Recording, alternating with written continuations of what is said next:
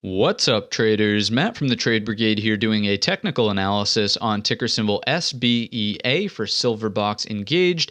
On the left-hand side, we do have the daily time frame, and on the right-hand side, the 30-minute intraday time frame. The first thing I should make you aware of is that this guy is going to be a merger with another company called Black Rifle Coffee, to go public via SPAC. Okay, so that's what this will eventually turn into, and here is the first major day of that being announced to the public. So all things considered, whenever we're dealing with something that's essentially done what this chart has done, we want to know where the opening print was, we want to know where the high of the day was, and oops, let's get that to click. There we go. And we want to know where the low of the day is. The close isn't so important, but those other three numbers are. Let's take a look at the 30-minute perspective now, just to see how things actually unfolded, candle by candle here. Let me get that back on the chart there.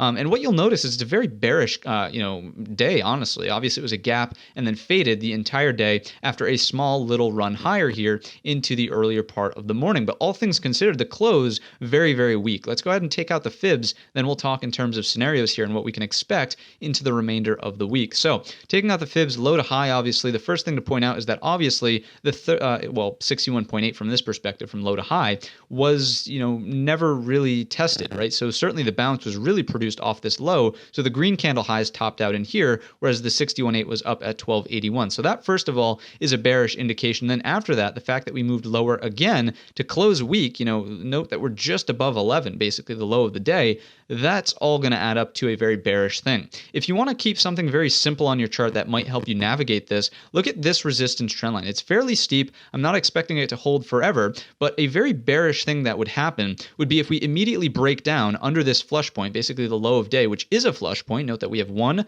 2, 3, 4 touches exactly to that level there at 11.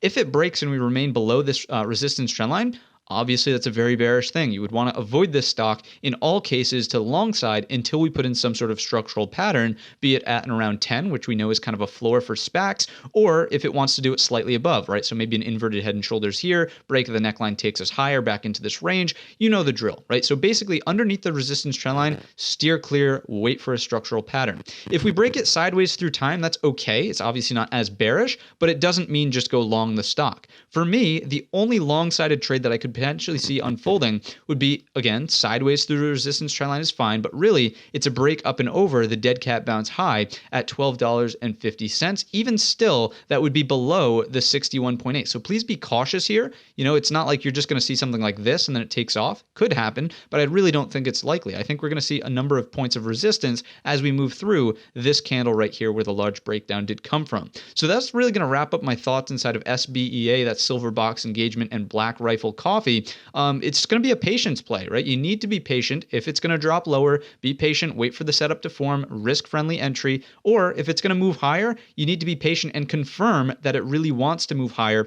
and that this bear flag that's forming right here is not going to lead to much lower over the course of time. So avoid in this box potential very small size long up and over that 1250. And again, avoid if we're down below underneath that 11 whole dollar waiting for a structural setup. That's going to wrap up the video. If you enjoyed it or learned anything new today, let me know in the comments section or by giving the video a thumbs up. Don't forget our main channel is linked in the description. And all of that being said, I wish you a green trading week.